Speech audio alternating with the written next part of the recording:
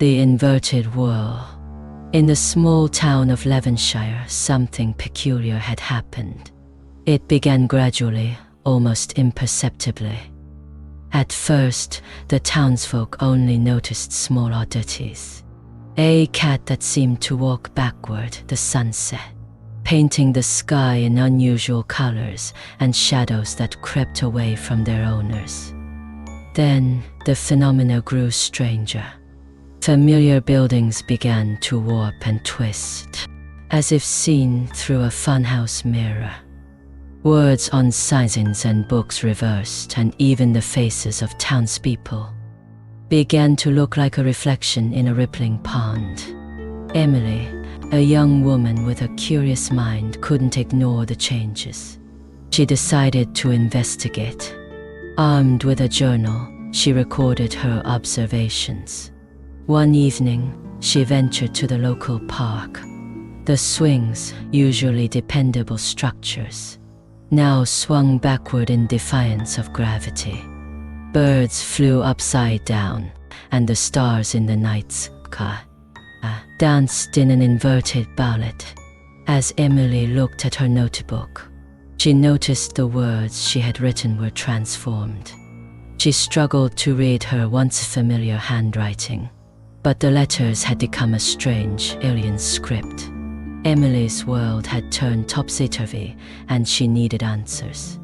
She reached out to the town's wisest resident, an elderly woman named Mrs. Anderson. Mrs. Anderson had lived in Levenshire for nearly a century, and had seen her share of peculiar events. Mrs. Anderson listened to Emily's account and nodded knowingly. She led her to an ancient oak tree in the park, its roots exposed and twisted like gnarled fingers. This tree, she explained, has always been the heart of Levenshire. It's tied to the town's history and its destiny.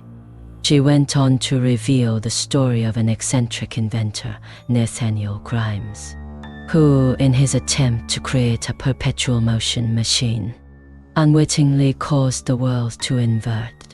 Nathaniel's intentions had been pure, but his experiments had consequences no one could have foreseen. Mrs. Anderson and Emily decided to reverse the inversion. They gathered townspeople, and together they chanted an incantation, focusing on the idea of restoring the world's natural order. As they chanted, they felt a powerful energy building. The world seemed to resist, with trees groaning and skies darkening, but the townspeople persisted. Slowly, they felt reality turning right side up once more. The process was long and exhausting, but with their collective will, they managed to correct the inversion. Emily's journal, once filled with illegible writing, now held clear, readable words. The inverted world had returned to normal.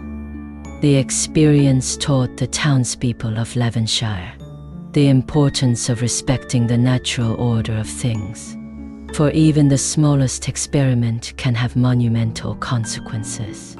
They realized the world was far more delicate and interconnected than they had ever imagined. And Emily, forever curious, continued to document the town's ever-evolving story with newfound respect for the balance of the universe.